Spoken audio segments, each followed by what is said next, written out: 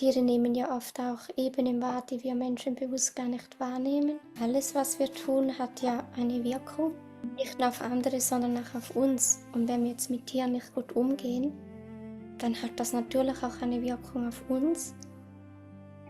Die Frage ist einfach, wie lange das auch für uns geht, bis wir verstanden haben, dass wir mit Tieren nicht schlecht umgehen sollten, weil manche Menschen bemerken das gar nie. Und wenn sie dann irgendwann den Körper verlassen, dann ist es ja bei jeder Seele unterschiedlich, wie lange sie braucht, um das zu erkennen. Weil das ja je nachdem für eine Seele auch ein Prozess ist, zu verstehen, was hat sie gemacht, was hat das für Auswirkungen gehabt, was lernt man jetzt daraus. Aber an sich hat das schon eine Wirkung. Wie wir mit Tieren umgehen, ist genau gleich, wie wir mit anderen Menschen umgehen. Gibt es denn bei den Tieren jetzt tatsächlich auch so spezielle Tierarten, die ihre Aufgaben in den Dienst der Menschen stellen? Also zum Beispiel Pferde sind ja ganz oft also wenn sie nicht wilde Pferde sind, dann sind sie ja oft sehr nah und man sagt, sie spiegeln den Menschen und so weiter und so fort. Aber haben sie tatsächlich, oder auch Delfine, oder auch, also ja, eine spezielle Aufgabe für die Menschen? Ja, es gibt schon Tiere, die speziell auch für uns Menschen da sind und uns da auch wirklich helfen wollen oder uns was aufzeigen wollen. Also das gibt es schon, ja. Und ich denke, da gibt es auch wirklich viele Tierarten. Das können nur schon Haustiere sein, aber das können auch speziell gewisse Tiergruppen sein. Zum Beispiel Also Delfine. ja, also ich weiß nicht, wie es bei Delfinen aussieht, weil jedes Tier hat ja wie auch so ein bisschen individuell sein Bewusstsein. Von dem her ist es auch immer ganz verschieden, aber es gibt schon Tiere, die auch energetisch für die Erde was tun. Auch überhaupt Tiere, dass sie feinstofflich Dinge wahrnehmen. Also Tiere nehmen ja oft auch Ebenen wahr, die wir Menschen bewusst gar nicht wahrnehmen. Und das macht natürlich auch schon etwas aus.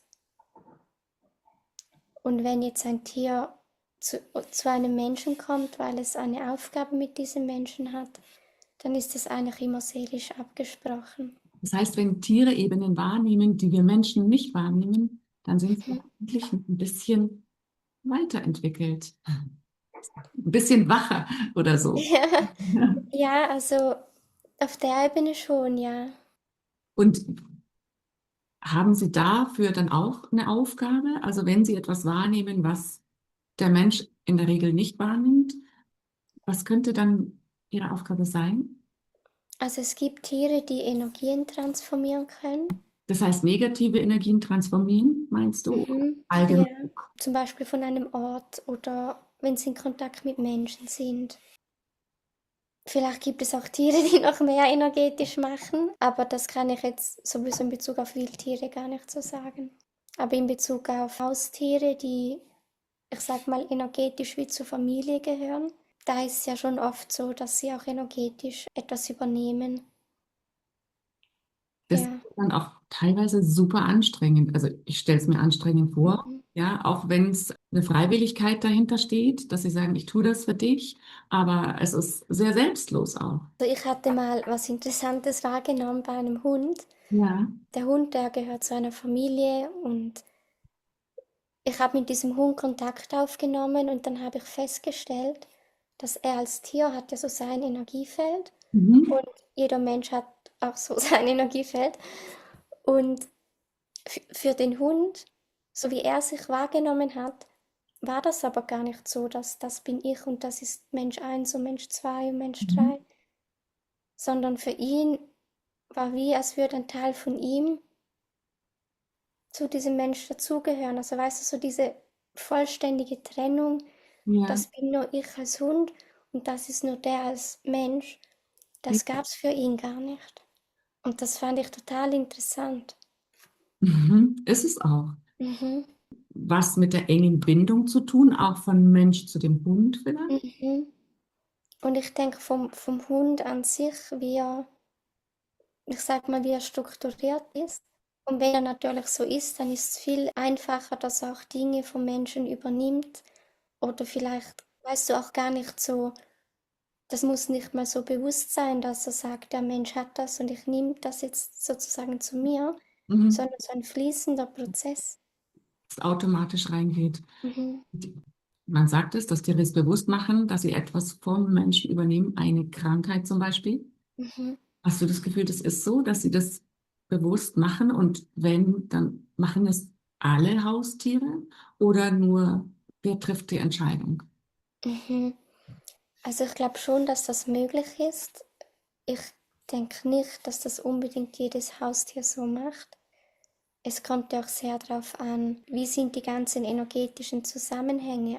Ist es überhaupt so, dass das Tier das Gefühl hat, es muss das übernehmen? Weil wenn es zum Beispiel ein bewusster Prozess ist, dann kann es sein, dass das Tier gar nicht zu diesem Gedankengang kommt, wenn es ja anders so gelöst wird. Es kommt natürlich in erster Linie darauf an, wie wir Menschen damit umgehen. Also wenn wir halt ein Thema haben und das schieben wir irgendwo in unseren geistigen Keller rein und wir haben das somit nie irgendwo in Bewegung, dann ist die Wahrscheinlichkeit, dass es ja irgendwo übernommen wird, auch noch viel größer. Sonst passiert ja sozusagen damit gar nichts. Und das spüren ja die Tiere, wenn irgendwo sowas Ungelöstes auch da ist. Ja, also, aber wenn es jetzt das Tier nicht übernehmen würde, vielleicht, dann würde es wahrscheinlich den Menschen treffen. Ne? Genau, oder manchmal, also in einer Familie, manchmal übernehmen es auch Kinder. Es Stimmt. gibt da so viele Möglichkeiten, wo das dann hingeht. Oder es bleibt bei dem Menschen und Es hat vielleicht, auch was mit einer eigenen Verantwortung zu tun, oder? Wie gehe ich ja, mit Themen um? mhm. Schaue ich mir die an oder versuche die alle irgendwie wegzuschieben und zu verdrängen und dann schwirren sie irgendwo in der Gegend rum und irgendjemand nimmt es dann und Ja. hat dann das Problem sozusagen oder das Thema und Es ist aber auch eine Frage der Abgrenzung, weil es gibt ja auch Themen, wo man den Tieren sagen kann, schau, das ist mein Thema, das musst du nicht übernehmen, weil ja, dass es wie diese energetische Abgrenzung gibt und dann passiert es ja auch weniger. Und man kann es ja auch mit Worten sagen, auch wenn ich jetzt Mhm. nicht in der Lage wäre zu spüren, ob das Tier das versteht. Mhm. Das Tier versteht es ja trotzdem. Ja, also Ja. es ist ja manchmal so ein bisschen wie mit Kindern, ja, dass wenn irgendein Thema ist bei den Eltern und es ist gerade ganz schlimm und ganz traurig oder sonst irgendwas, dass man dann auch ins Gespräch geht und sagt, du, das ist jetzt gerade so, aber es ist okay so und ich arbeite damit und es wird wieder anders werden und du brauchst dir keine Sorgen machen. Mhm. So Mhm. klar ist, weder das Kind noch das Tier selber muss dann sich verantwortlich fühlen oder das Gefühl haben, ich muss da irgendwas retten. Mhm. Ja. Und damit lasse ich ja das Tier auch dann frei sich selber sein. Mhm. Das ist ja manchmal, glaube ich, wie wenn Leute sich Tiere zulegen, weil sie so einsam sind und die Tiere Mhm. füllen. Und die Menschen machen aber selber nichts weiter als zu konsumieren. Das ist ja auch irgendwie Konsum. Mhm. Ist das Bewusstsein von großen Tieren anders wie von kleinen Tieren? Also jetzt mal zum Beispiel Hummeln, Mhm. Eisen und so weiter und große Tiere halt alles, was so vier Beine hat oder so ein, also Mhm. so auch, von dem man auch sagte, sind klug, ja. Ähm, Mhm. Gibt es da Unterschiede zwischen groß und klein? Mhm.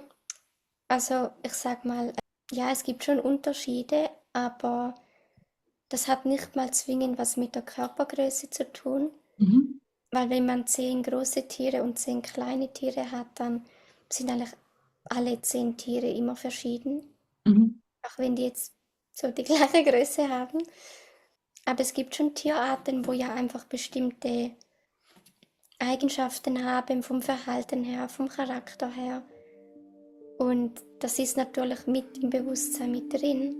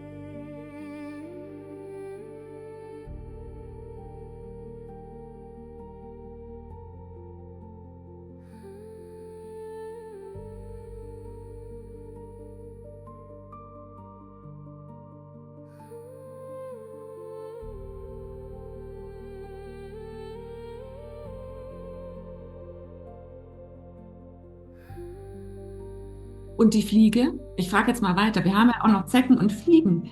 Ja. Was, wie ist das bei denen? Ist das Mhm. auch so?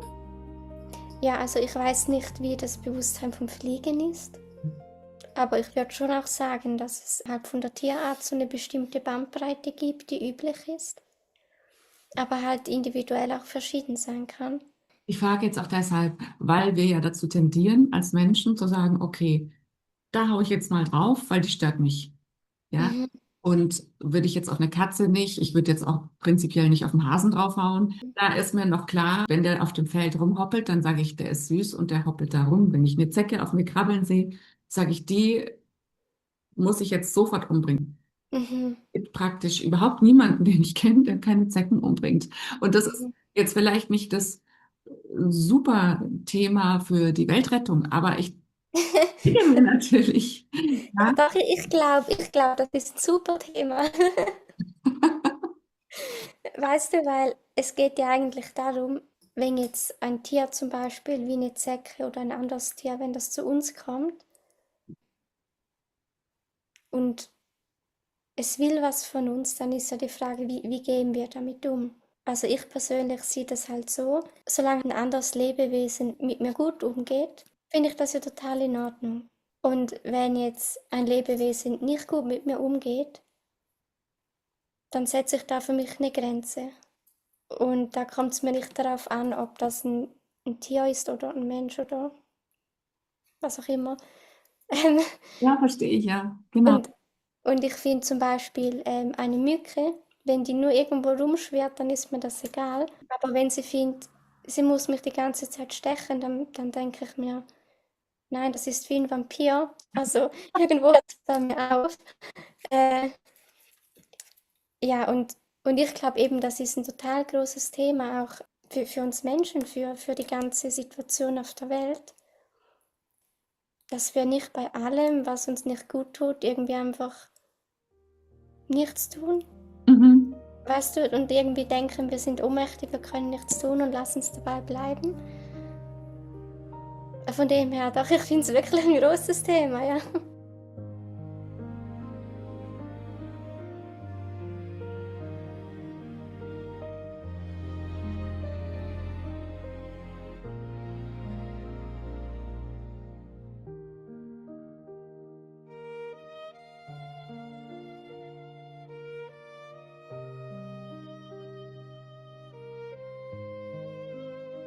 Jetzt sagst du ja, dass jeder Mensch, jede Seele hat ein geistiges Team.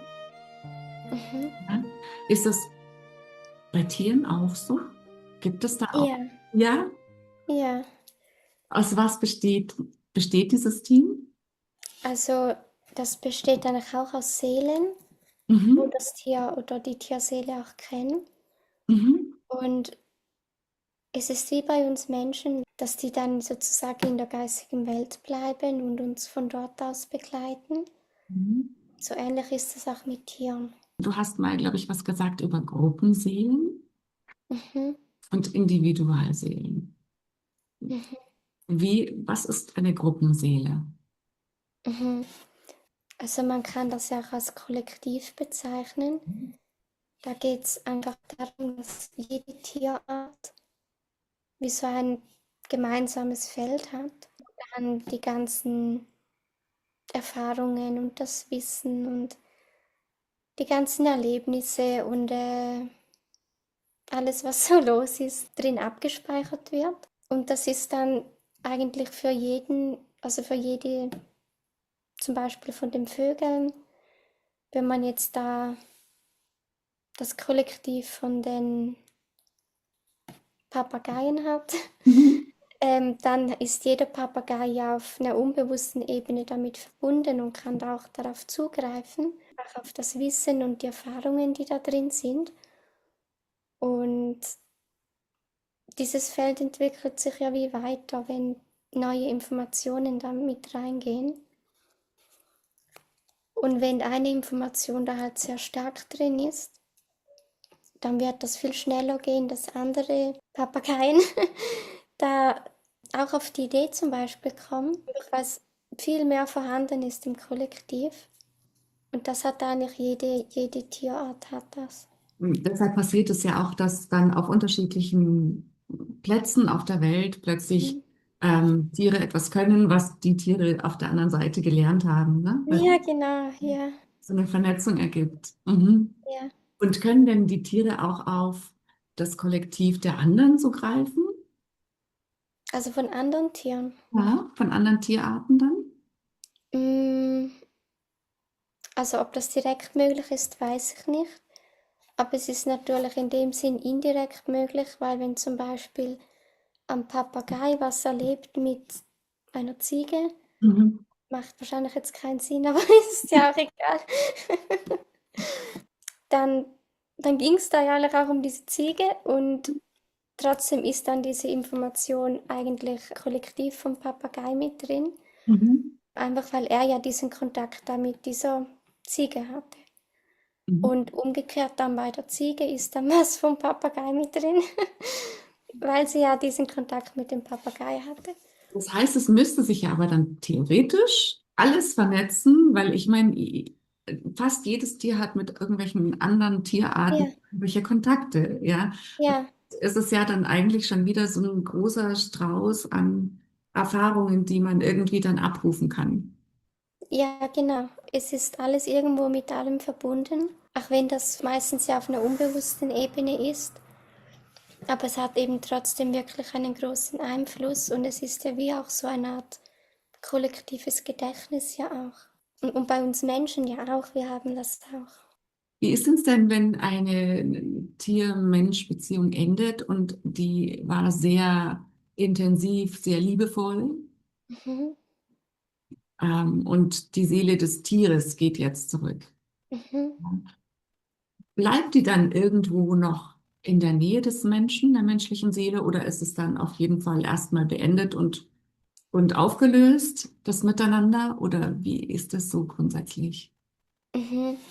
Also die energetische Verbindung, die bleibt bestehen, Mhm. weil die Verbindungen, die wir haben, während wir auf der physischen Ebene einander kennen, die lösen sich wie nicht auf, wenn jemand geht. Mhm. Also die Verbindungen, die bleiben da. Mhm.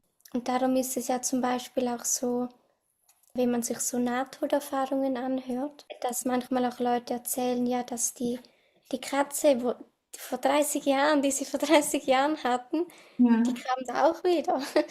Und das hat mit dem zu tun, dass wirklich die Verbindungen da bleiben.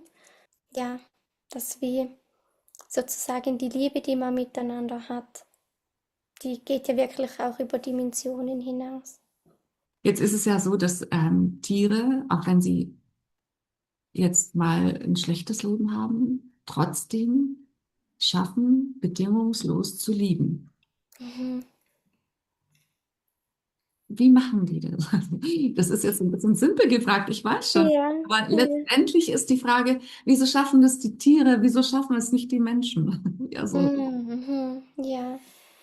Also ich denke, viele Menschen, wenn sie noch klein sind, haben das auch noch, diese Art von Liebe. Aber bei uns geht sie halt mehr verloren und das hat ja auch viel mit all dem zu tun, was wir an Mustern aufnehmen, dass wir einfach mehr auch im Verstand leben und nicht mehr mit unserem Herzen verbunden sind. Aber theoretisch hätten wir Menschen das ja auch. Also es ist nicht so, dass wir das an sich nicht haben. Es ist meistens einfach nur sehr vergraben von all den Dingen, die wir so aufsammeln. Das heißt, es geht auch so ein bisschen darum zu gucken, wie du sagst, wo habe ich das Herz zugemacht und warum habe ich das gemacht? Mhm. Kann ich daraus irgendetwas ziehen, was ich lernen kann, auch wenn ich es damals nicht bewusst wahrgenommen habe, dass es vielleicht eine Lernaufgabe ist, ja, und dann den Menschen oder die Situation, mit der es zusammenhängt, wieder freilassen, damit ich Mhm. selber wieder frei bin. Mhm. Und das ist natürlich, das hat eine gedankliche und eine emotionale Ebene, weil Vergebung ist ja nicht einfach nur, ich denke mir das, Genau, sondern ich fühle das. genau. Und ja, das hat ja oft auch mehrere Ebenen. Aber an sich geht es um das, ja. Dass viele Menschen einfach auch gar nie darüber reflektieren und dann vielleicht gar nie so ein Bewusstsein dafür entwickeln und darum dann je nachdem auch ihr Leben lang so leben. Und Tiere sind halt wirklich einfach auch weniger verkopft. Genau. Also das ist ja, um das jetzt nochmal so auf die Tiere zu übertragen, die haben uns da im Prinzip was voraus, auch wieder, Mhm. ja, weil sie das nicht so oft wieder rumdrehen und selbst wenn sie traumatisiert sind, das heißt nicht, dass sie diesen Menschen dann noch lieben können, aber sie können wieder ins Leben zurück, wenn sie die Möglichkeit bekommen. Wenn man sie ihr Leben lang weiter quält, dann nicht, aber wenn es sich Mhm. verändert, dann schaffen sie es in der Regel mit Geduld und Spucke, ne, wieder Mhm. zurückzufinden ins Leben und da auch wieder was Gutes zu finden. Und ich finde, das ist ihre große Stärke. Mhm. So ein bisschen zum Menschen, was Menschen noch tun können. Weil ich mh, schon merke, wenn man sich mit Tierleid beschäftigt, dann ist es oft emotional fast nicht auszuhalten. Mhm. Mhm. Und das ist dann der Punkt, wo die Menschen sagen, ne, also tut mir leid, kann ich mir nicht anschauen, kann ich mich nicht reinfühlen. Hat natürlich was mit Abgrenzung zu tun, ist aber trotzdem ja Thema der Menschen und Mhm. dann eben oft sagen, nee, tut mir leid. Also will ich nicht, kann ich nicht, macht mich kaputt. Ja, so. Und da ist die Frage, was gäbe es denn für Möglichkeiten, um vielleicht einen anderen Zugang dazu finden? Hast du Mhm. die dazu? Also es gibt bestimmt nicht, ich weiß, es gibt nicht die Lösung per se, das ist schon klar, ja. Ja. Aber einfach, vielleicht gibt es ja auch irgendwas wie, also dass die Menschen trotzdem, außer dass sie jetzt irgendwo spenden, was ja auch schon mal super ist, Mhm. trotzdem etwas tun können, dass sie das Gefühl haben, ich habe was mit ins Feld gegeben. Etwas Positives, Mhm. was Liebevolles. Ich meine, das ist wahrscheinlich gar nicht so schwierig. Mhm. Also jeder Mensch, der ein Haustier hat, nur schon wenn man mit dem Haustier gut umgeht. Mhm. Wenn man jetzt kein Haustier hat, man kann mit allen anderen Tieren gut umgehen, denen man über den Weg läuft. Und wenn man aber nur schon mit Schnecken gut umgeht, dann geht das da ins Feld von den Schnecken. Ja. Man kann natürlich schauen, was für Nahrung kauft man ein, woher kommt die. Also da gibt es ja wirklich ganz viele Dinge, die man tun kann, um einfach was Gutes zu tun. Natürlich verändert das nicht alles auf der Welt. Aber so den Anspruch kann man nicht haben, das geht ja nicht, oder? Aber dass Mhm. jeder in seinem Rahmen einfach das findet, was er tun kann, dann ist es ja schon super.